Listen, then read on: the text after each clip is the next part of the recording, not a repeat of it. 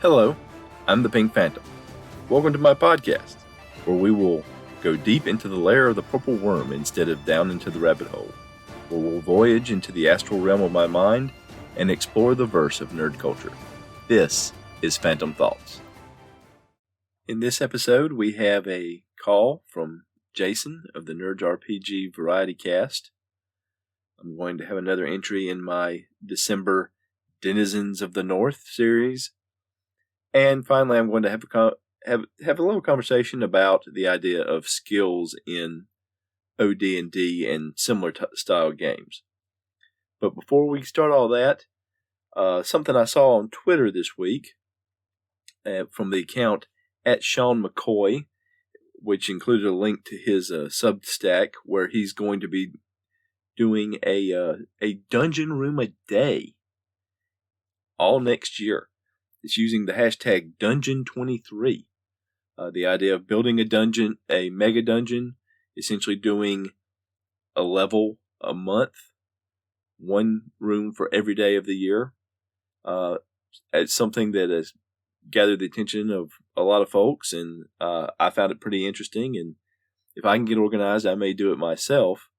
But if you're interested, I put a link in the show notes to his Substack entry on the idea, and it's something you might want to take out if it interests you. Building a mega dungeon over the course of a year. Now let's hear from Jason. Hey, Pink Phantom, this is Jason. Enjoyed episode 29, and yet I like your Denizens of the North idea. Very cool. I don't know if I'm going to do a theme month every month. I was trying to think of something for December aside from Christmas, because I figured that'd be pretty popular. So, I thought about Deception December and maybe doing something with spies, talk about spy RPGs. So I'm probably going to do that, espionage. But yeah, I don't know. The theme month can be a lot of work, but it's kind of cool. So, something different. Got to try to keep things a little bit fresh. But as you mentioned, there's nothing fresh out there because we're just repeating various cycles. So, anyhow, keep up the great work. Talk to you soon. And Jason is indeed doing Deception December. I don't believe it's going to be every episode of his show in December. He puts out a lot of content, but he is going to be talking a lot about spies and game RPGs dealing with spies during parts of December. Thank you, Jason, by the way, for touting Denizens of the North on one of your more recent podcasts, letting people know about it out there. And I'm looking forward to the content that you put out as well. And for those of you that are listening, there will be a link to Jason's podcast in the show notes. It's Nerds RPG Variety Cast. So on a recent episode of Red Dice Diaries, John Allen Large discussed using a skill system with an old school style game, an OD&D based game, and that made me think of an idea I had scribbled down once upon a time a while back about utilizing what is kind of a faux skill system from OD&D and expanding it a little bit to give the characters a little more flavor to them, a little more oomph, mechanical oomph to go with the flavor, I guess.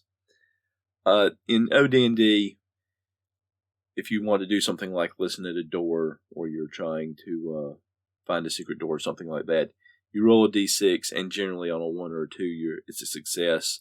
Or, something like an elf can find secret doors better. I think they're successful on a 1 to a 4 on that roll.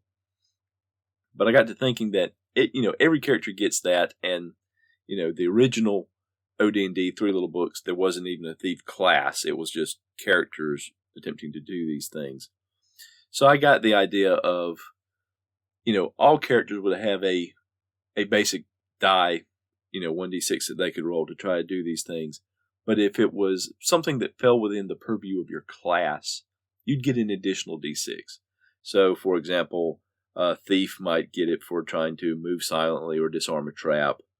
A magic user might get it for trying to interpret some runes or sigils that they found, or recognizing spells as they're being cast. A cleric, if they run across, say, a cult doing some kind of ritual, or they run into somebody with some kind of, what's obvious religious garb that has some kind of symbols on it, they might be able to interpret the symbology better. So they would get that. They would get a second d6, and then a roll of that 1 or 2, or if you prefer for high numbers to be successful, a 5 or 6 would be a success on either die. And then I had additionally, just to give characters maybe a little more individualization, so that every fighter, every thief is not exactly the same, which is, some kind of criticism you get with some of the older school games that don't have a lot of ways to besides class, to differentiate your characters from each other, would be if characters had received training, or it could also be if they had some kind of life experience in something, then they could get an additional die as well. So say someone that's a fighter class, but if they grew up, if they were orphaned and they grew up on the streets and they had to learn how to hide and how to sneak and how to, illegally obtain a little coin in order to survive from day to day, they might be able to get an additional d6 on those skills. And for those whose class that is, that means they could have up to 3 d6 that they would be rolling, looking for success. And this is, it's pretty simple. It's just, does this fall within the purview of your class? Does this fall into the purview of training or experience that you've had? And I think, having just those general guidelines, and that gives the GM room to decide, yes, this applies, this doesn't apply. And it falls into that rulings over rules aspect that seems to define OSR gaming, old school gaming, as much as anything does. But it still gives the players the opportunity to play characters so that every fighter's not the same, every thief's not the same. Maybe they have a couple of extra skills that another regular thief wouldn't have, or a regular fighter, or a regular magic user for that matter. Maybe you have a magic user that can pick up a sword, or just does a little better in combat. So that was kind of my idea for skills, was just a general set of guidelines that would give people an additional die to roll, give them an additional chance to get that success. And if you wanted to complicate it further, you could even start having, like some games have, that use dice pools for skills and other things, where the number of successes matters sometimes if it's a particularly difficult task. But it's something that you could kind of just take this basic idea of adding a die here when you roll under very simple circumstances. It's not hard to figure out, to follow along with what you're doing. There's not some big list of skills. There's not, are you using this die or using this die? It's just, are you using 1, are you using 2? And maybe if you go as far with the training aspect, are you using 3? And the GM is probably going to be the adjudicator of which of those things apply, although the players can obviously state their case and ask. I mean, that's part of the old school style as well, is working it out as a group. So that's just an idea I wanted to throw out there. And thank you to John for inspiring that. And now this episode's Denizen of the North. Supervisor and gnomish toy allocator. The clatter from the workroom floor seemed louder than usual. Even through 2 doors and 3 floors, it seemed loud. He knew that was just his imagination. Yes, activity was up. It was crunch time after all. Overseeing the loading of all the toys the last few days just had him on edge. And verifying the magics being weaved around the sled and the steeds pulling it was stressful. His life depended on those magics working properly. Plus the beard was itchy. He was well compensated for all this. Still, there was some danger. How the gnomes benefited from this one night a year magic-driven giveaway, he didn't know. And why they needed an overweight elf delivery boy? No idea. But another couple of years and he could retire. It'd be the next elf's problem. The sound effects for the Denizens of the North section was Windy Window, provided by Piddling Prince on the freesound.org website. Creative Commons by Attribution 3.0 license.